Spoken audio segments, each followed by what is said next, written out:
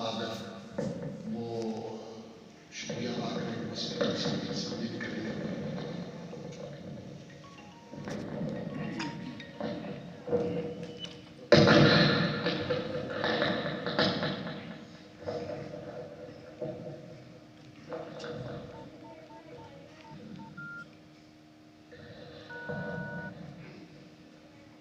بسم اللہ الرحمن الرحیم نحمده ونصلي على رسوله الكريم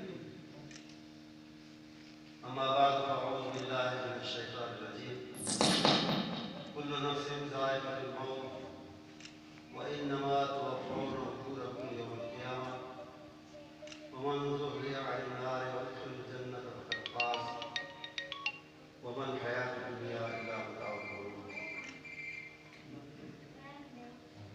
انا للہ و انا الیہ راجعون۔ ہم سب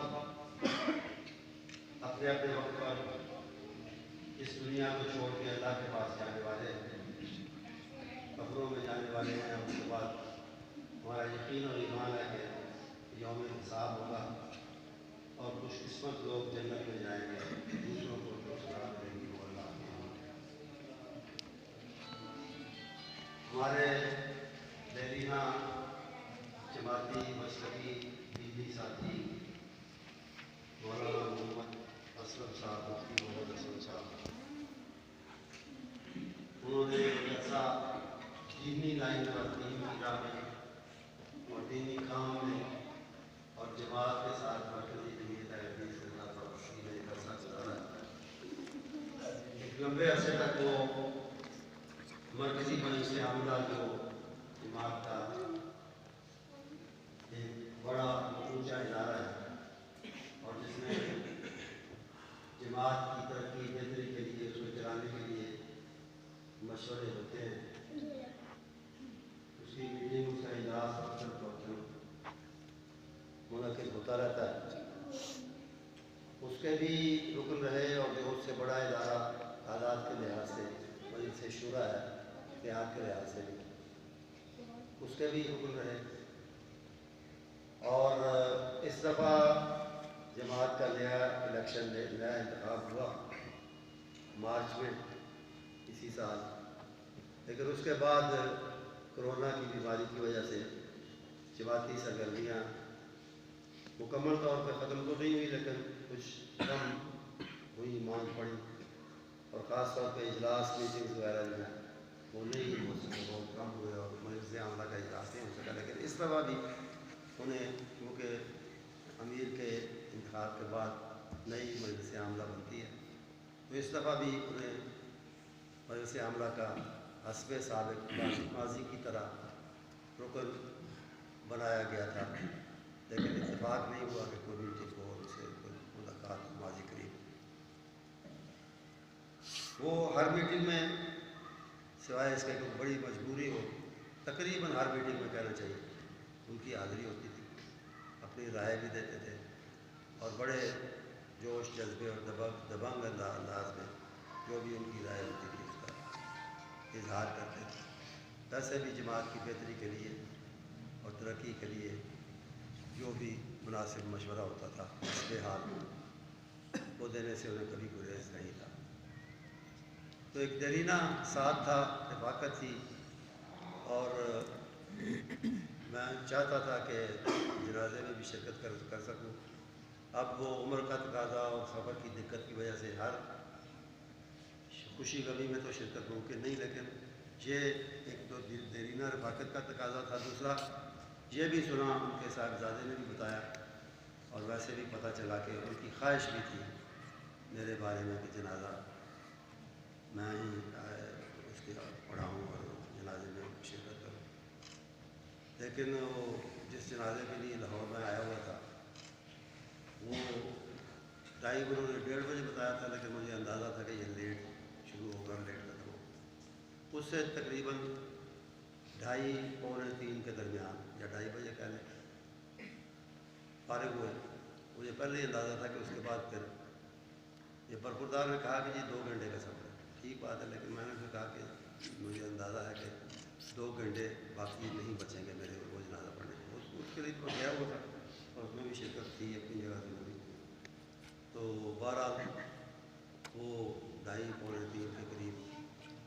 فارغ ہوئے تو اس وقت کوئی ایسا ٹائم ممکن نہیں تھا کہ 3:30 تک یا 4 تک بھی یا 4:30 تک بندہ پہنچ سکے، تو اس لیے اس میں شرکت نہیں ہوئی، لیکن دعا ہے کہ اللہ تعالیٰ ان کی دینی مسلکی جماعتی خدمات کو قبول فرمائے اور ان کی مغفرت فرمائے، ان کو درجات سے نوازے، اور ساری فیملی کو، ساری جماعت کو، سارے احباب کو، متعلقین کو، رشتہ داروں عزیزوں کو صبر جمیل عطا فرمائے اور صبر کا اجر بھی عطا فرمائے۔ جو آیت کریمہ شروع میں نے پڑھی تھی،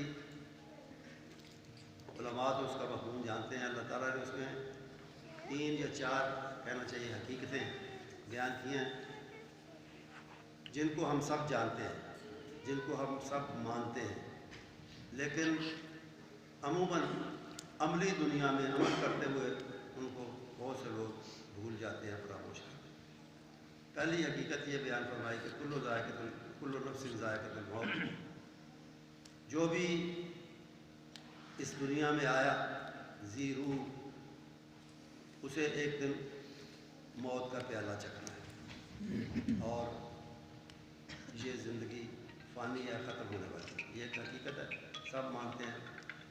ہمارے بڑے نہیں رہے، ہم بھی نہیں رہیں گے، اللہ کے نبی نہیں رہے تو اور باقی کون رہے؟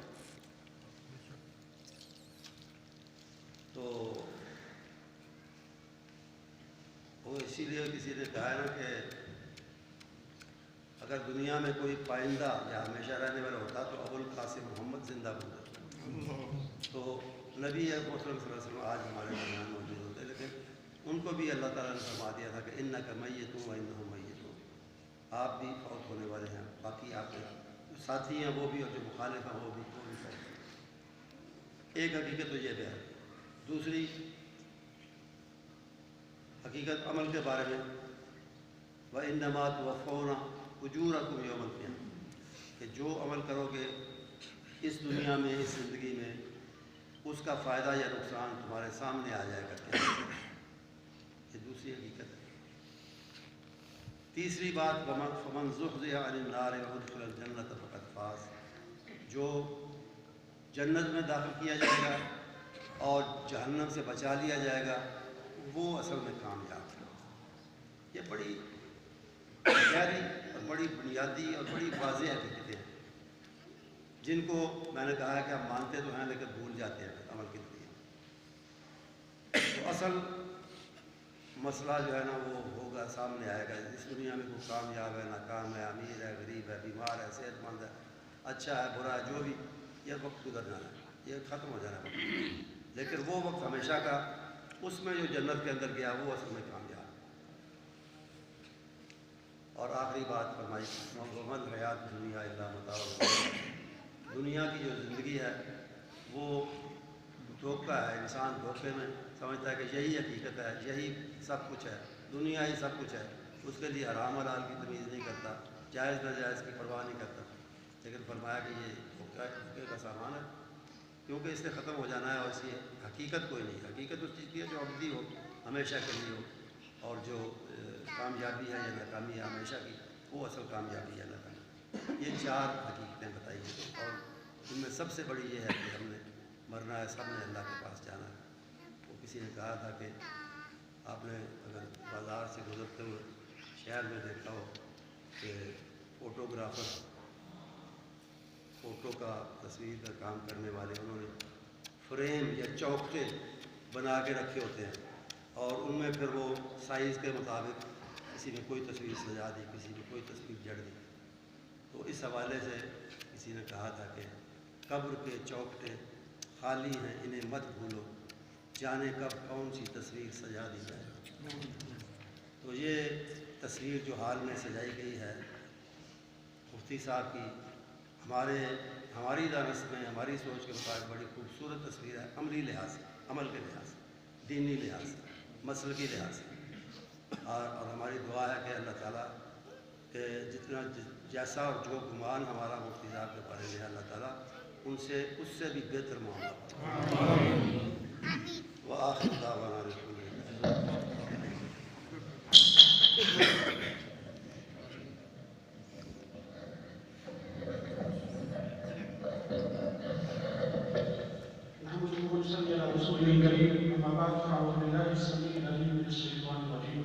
بسم الله الرحمن الرحيم. وأما الكتاب فكان لغلامين يتيمين في المدينة وكان تحته كنز لهما وكان أبوهما صالحا. صدق اللہ العظیم.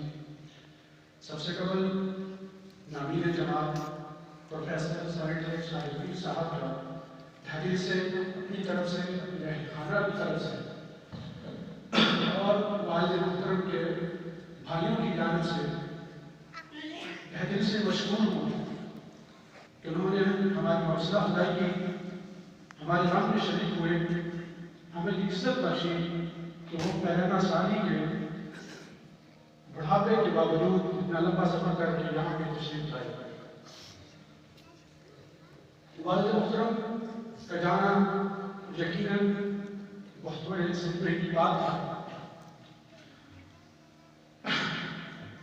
تمام لوگوں کے والدین ہوتے ہیں، لیکن جو محبت، جو الفت، جو مودت ہمیں اپنے والد سے ملی، دنیا میں وہ خالصات ملتی ہے. میں 1 سال کا تھا جب میری والدہ محترم وفات پا گئی. اقتصادی کیا جب میری عمر 4 برس تھی، لیکن ساری زندگی اتنی محبت مجھے ملی، باقی بہن بھائیوں کو بھی ملی کہ ہمیں کبھی ماں کی کمی محسوس نہ ہوئی. بلکہ بچپن میں جب لوگ ہمیں اس وجہ سے پیار کرتے ہیں کہ ماں نہیں ہے، ہمیں اس بات پر غصہ آتا ہے کہ لوگ ہمیں ایسا کیوں سمجھتے ہیں. ہمیں دنیا میں کسی چیز کی کمی نہیں ہے. اس قدر ہمیں اتنا پیار دیا. مجھے لگتا ہے کہ آج ماں کی بہت ہو چکی ہے. اور جماعتی وابستگی، جماعت کے ساتھ کی وابستگی وہ کسی سے چھپی ہوئی نہیں ہے. میں نے جب سے آنکھ کھولی، میری عمر اس وقت 35 برس ہے. میں اس وقت سے دیکھ رہا ہوں جب میں بچپن میں تھا، مجھے گود میں بٹھا کے 5 برس کے بچے کو، 3 برس کے بچے کو اسٹیج پہ بٹھا کے وہ جلسے میں لے کے جایا کرتے تھے. جماعت کی جلسوں میں ہمارے خون کے اندر جماعت کی وابستگی ان کی جانب سے ہے. جس طرح ہمارے جسم کے اندر خون گردش کرتا ہے، اسی طرح ہمارے اہل خانہ کے اندر جماعت کی وابستگی، جماعت کی محبت، الفت وہ بھی اسی طرح گردش کرتی ہے. اور امیر صاحب کے ساتھ ان کی وابستگی کس قدر تھی کہ میں نے اپنے کاموں سے نجی محافل کے اندر بھی اور جماعت کی محافل کے اندر بھی ان کے الفاظ میں حالات کس قدر بھی سنگین ہوئے کہ سارے پیر صاحب میرے تا حیات امیر ہیں، سارے پیر صاحب میرے تا حیات امیر ہیں.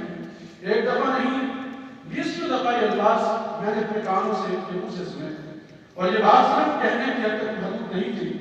انہوں نے ایک موقع پہ نہیں، 2 موقع پہ نہیں، 20 مرتبہ اس بات کو ثابت بھی کیا. قریب شاہد ہے، مجھے بتانے کی ضرورت نہیں ہے، آپ اس بات کو مجھ سے بہتر جانتے ہیں. لیکن دکھ اور افسوس کی بات یہ ہے کہ ان کی زندگی کے آخری ایام میں جو دکھ، جو تکلیف ان کو جماعت کی طرف سے ملی، وہ آخری دم تک ان کو محسوس کرتے رہے، آخری دم تک ان کو محسوس کرتے رہے. لیکن اپنی زبان پہ ایک طرف تک نہیں لے کے آئے. لیکن ہم اس چیز کو محسوس کرتے ہیں تو آخر پہ اپنے رفقا سے بہت نادان تھے، لیکن پھر بھی انہوں نے اپنی زبان سے کبھی شکوہ نہ کیا. بہت فون آئے ان کو، بہت سی جماعتوں کی جانب سے فون آئے ہمارے ساتھ شمولیت کر رہے. انہوں نے کہا میرا جینا مرنا مسجد کی پہلے حدیث کے ساتھ ہے. ہم اپنے بات کی انہی باتوں میں کیا کریں. حالات جس قدر بھی ہوں گے، جو بھی ہم سے سلوک کیا جائے، لیکن ہم اچھے سلوک کی امید رکھتے ہیں. جو بھی حالات ہوں گے، جو بھی ہوں گے، ہمارا جینا مرنا مسجد کی پہلے حدیث کے ساتھ ہے. ہماری جان، ہماری مال، ہمارا سب کچھ اس جماعت کے نام پہ وقف ہے.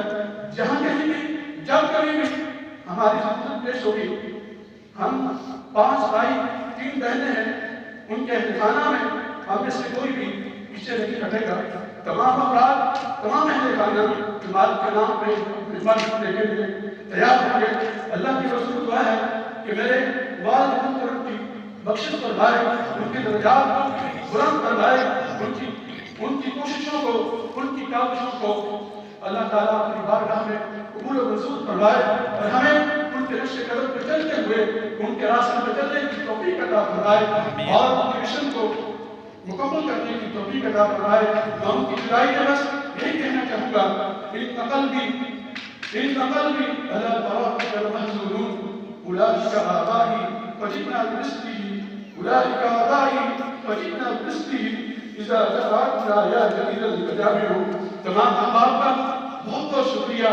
ہم تحریر سے امیر حضرت کے مشکور ہیں، جناب حضرت مولانا عبدالرشید حجازی صاحب کے مشکور ہیں، اور تمام جماعت احباب جماعت کے مشکور ہیں جنہوں نے ہماری حوصلہ افزائی کی اور ہمارے ہم کے شریک ہوئے. وأقول قولي هذا أستغفر الله لي ولكم ولسائر المسلمين.